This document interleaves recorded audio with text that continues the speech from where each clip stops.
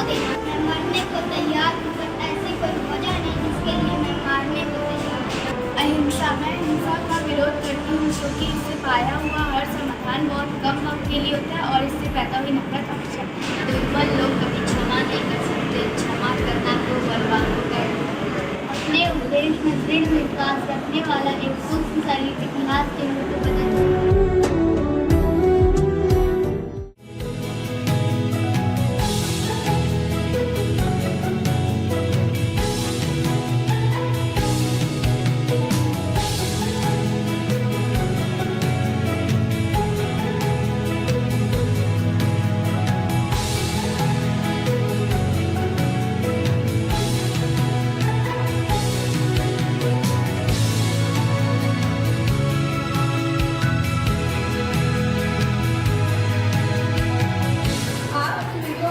सकता है। मैं श्रीका देवी और ये दोनों को बोलती तिवारी। हम दोनों आज स्वच्छता अभियान की कविता प्रस्तुत करने जा रहे हैं। आओ मिलकर एक कदम बढ़ाएं, स्वच्छता की ओर ध्यान लगाएं, साफ सफाई पर रखोगे ध्यान, तब बनेगा भारत महान। आओ मिलकर एक कदम बढ़ाएं, स्वच्छता की ओर ध्यान लगाएं, चलो करें एक वादा, स्वच्छता से ही है फायदा। आओ मिलकर एक कदम बढ़ाएं, स्वच्छता की ओर ध्यान लगाएं, कूड़ा फेंको कूड़ेदान में, स्वच्छता को रखो ध्यान में। आओ मिलकर एक कदम बढ़ाएं, स्वच्छता की ओर ध्यान लगाएं। आज 2 अक्टूबर एक ऐसा भारत के इतिहास के पन्नों में एक ऐसा इंसान जो जन्म लिया है 2 अक्टूबर 1869, जो पूरे भारत के इतिहास को बदल कर जरा सोचिए, एक इंसान निस्वार्थ भाव से देश की सेवा की और हम लोग क्या करें? आपने कभी सोचा है हम लोग का भी कुछ धर्म है? जो लड़का 2 अक्टूबर 1869 को जन्म लेता है वो बंदर गुजरात में और सारी पढ़ाई लिखाई उसकी गुजरात में। ग्रेजुएशन करने के बाद इंग्लैंड में लॉ की पढ़ाई करने के लिए जाते, वहां से आने के बाद वकालत के लिए ढूंढ रहे थे कहीं उन्हें काम मिले, लेकिन उसी समय साउथ जिला में एक बिजनेसमैन हुआ करते थे गुजरात के, अब्दुल नाम थे, उनको एक वकील चाहिए और एक ऐसा वकील चाहिए उनको जो 3 लैंग्वेज को उसका कमांड, उसको हिंदी भी आता हो, उसको गुजराती भी आता हो और उसको इंग्लिश भी आता हो। वो वहां पर जाकर अपनी वकालत, अच्छा खासा उनका वकालत चलता है। 1893 की बात है। जरा सोचो कि जो इंसान निस्वार्थ भाव से वकालत करता है साउथ अफ्रीका में जाकर, अपने देश को छोड़ के वो चाहती तो अच्छा खासा वहां पर पैसा कमा सकते हैं। 1893 से लेके 1950 तक वहां पर साउथ अफ्रीका में उन्होंने क्या किया? वकालत किया और निस्वार्थ भाव से साउथ अफ्रीका की सेवा की। उन्होंने अपार्टमेंट के खिलाफ, हम लोग ने क्लास 9 में पढ़ा हुआ है, नेल्सन मंडेला विरोध का अपार्टमेंट के खिलाफ उन्होंने लड़ाई लड़ी। उससे पहले महात्मा गांधी ने वहां पर लड़ी। 9 जनवरी 1915 को भारत में आगमन होता है। विदेशों की धरती से जब हिंदुस्तान की धरती पे जब महात्मा गांधी जब आते हैं तो कहते हैं कि हम साउथ अफ्रीका में तो बहुत कुछ कर लिए, लेकिन हमारी जो जन्मभूमि है इसके लिए भी कुछ करना है। उन्होंने कहा कि जिंदगी की असली उड़ान बाकी है, जिंदगी के कई इम्तिहान बाकी है। अरे जिंदगी की असली उड़ान बाकी है, जिंदगी के कई इम्तिहान बाकी है। अभी तो नापी है मुट्ठी भर जमीन हमने, अभी तो नापी है मुट्ठी भर जमीन हमने, अभी तो सारा आसमान बाकी है।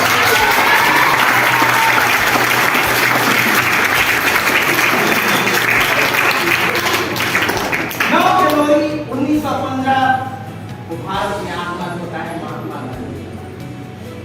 उन्होंने 1909 में एक हिंद स्वराज बुक लिखी जो क्लास 10 में आपको हिस्ट्री में पढ़ते। उन्होंने लिखा था कि कहीं न कहीं जब ब्रिटिश गवर्नमेंट हमारे देश पे अगर कब्जा करके बैठी है और गवर्नमेंट चला रही है तो कहीं न कहीं हिंदुस्तान के लोगों का हाथ है उसमें, कहीं न कहीं हिंदुस्तान के लोग उसको कॉपरेट कर रहे हैं। ये तो गवर्नमेंट नहीं चला पाते। उन्होंने फर्स्ट सत्याग्रह 1917 में किया था। जरा सोचो कि एक काम आप करते हो तो हजारों आपके सामने बाधा खड़ी हो जाती है। वो तो ब्रिटिश गवर्नमेंट के खिलाफ बोल रहे थे, लेकिन क्यों उनके पास बाधा आया होगा?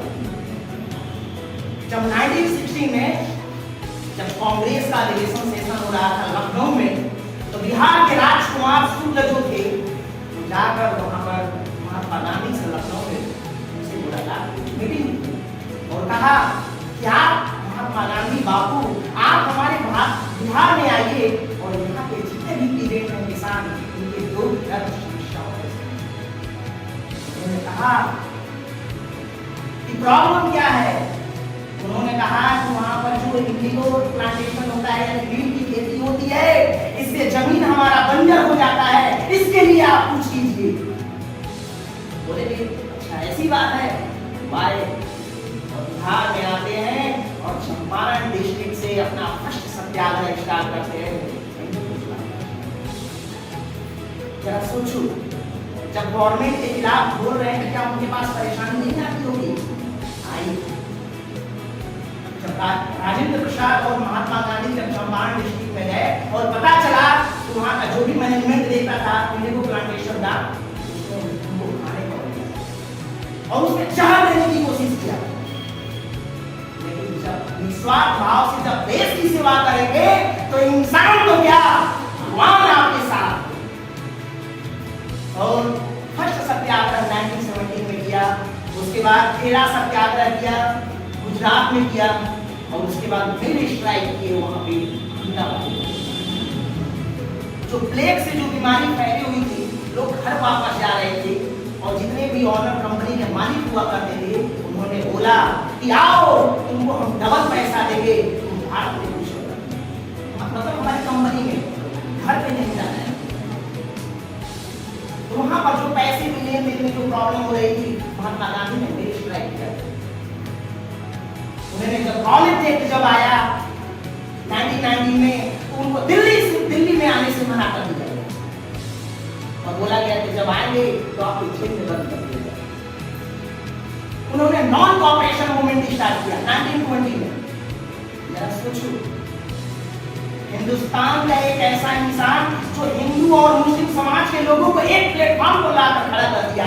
कभी नहीं हुआ था, न कभी ऐसा फ्यूचर में होगा जो हिंदू और मुस्लिम को एक साथ एक मंच पर लाकर खड़ा कर दे। सिर्फ महात्मा गांधी एक शख्स थे जो ऐसा किए, कोई ऐसा नहीं कर सकता। उन्होंने नॉन कॉपरेशन मूवमेंट और खिलाफत मूवमेंट को एक साथ लाकर खड़ा कर दिया।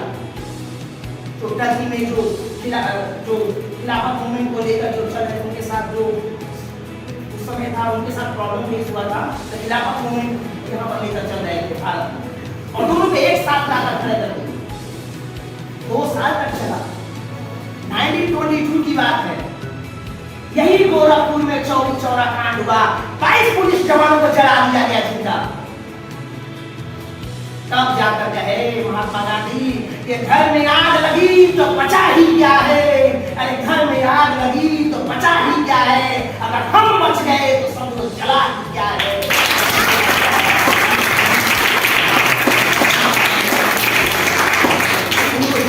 कर दिया गया जब चौरी चौरा हत्याकांड हुआ। 22 पुलिस जवानों को 1922 में हुआ था। 22 पुलिस जवानों को जिंदा जला दिया गया। उनको जेल में बंद किया गया। उन्होंने सिविल डिसोबीडियंस किया और सिविल डिसोबीडियंस करने के लिए उन्होंने नमक यानी साइड मार्च किया 24 डे। पर डे चलते थे 10 मील चलते थे पर डे। उसको उन्होंने 24 डे में कंप्लीट किया। 240 मील साइड मार्च। ऐसा क्यों साइड मार्च? उन्होंने सिविल डिसोबीडियंस करने से पहले साइड मार्च क्यों चुनी? इसलिए कि उनको नॉन कॉपरेशन मूवमेंट और सिविल डिसोबीडियंस किए तो उनको एक फायदा हुआ कि नॉन कॉपरेशन मूवमेंट जो हुआ था सिर्फ मिडिल क्लास के लोग उसमें पार्टिसिपेट किए, गरीब लोग नहीं किए, जो पुअर लोग। तब उनको पता चला वहां पर नॉन कॉपरेशन मूवमेंट किया गया तो वहां पर सिर्फ बाइकॉट किया गया था ब्रिटिश गवर्नमेंट का। लेकिन यहाँ पर सिविल डिसोबीडियंस में क्या होता है 1930 में स्टार्ट किया गया। तो यहाँ पर ये होता है कि उनको लॉ को तोड़ना है। जो जो भी रूल्स बनाए हैं उसको हमको तोड़ना है। इसलिए उन्होंने नमक सब त्याग दिया।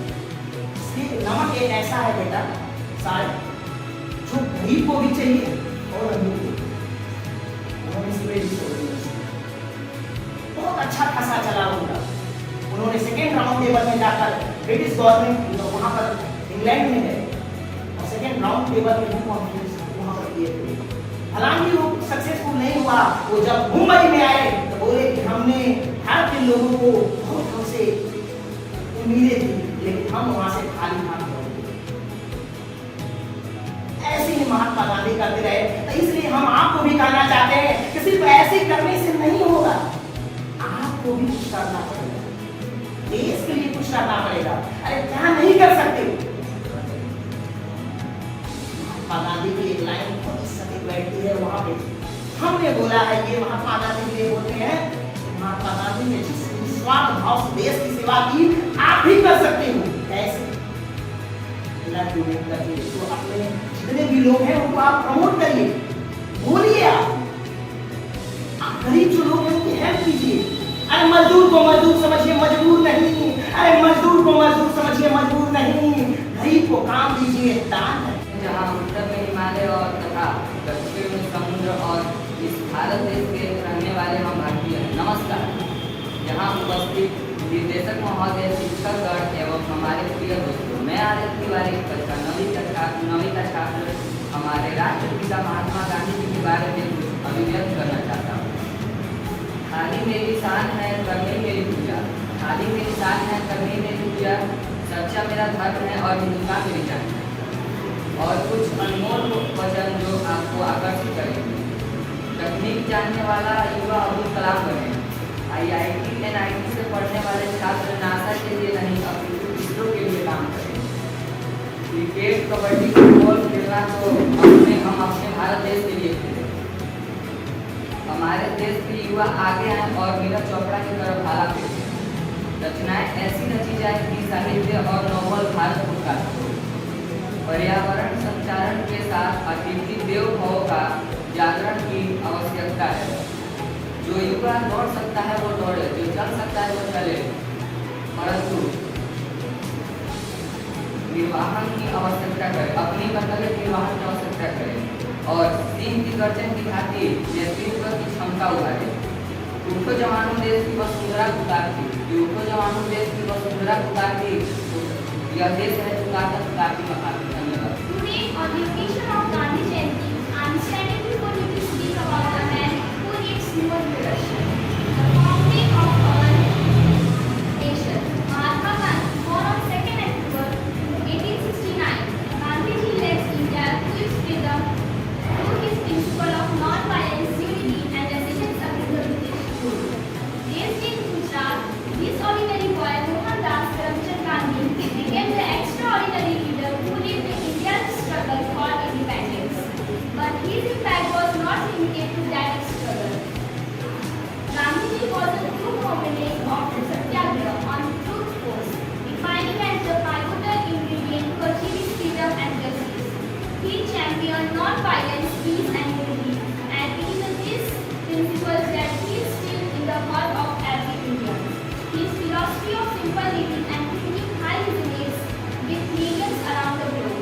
His unwavering commitment to living a modest and truthful life serves as the vital for many people living in India. Gandhiji's famous saying, "Be the change you wish to see in the world." This is a line that Gandhiji wants to motivate the Indians. Truly resonates. It's compelled us toward the self-improvement and social betterment. And be about him today. Let's remember the sacrifice and pledge to uphold the values he had clear truth and non-violence equality. Thank you.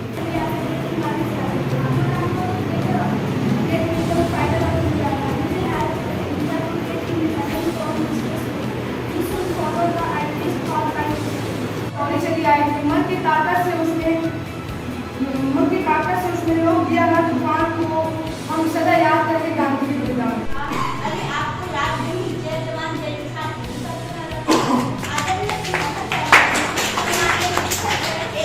आदरणीय आप सभी को शुभ प्रभात।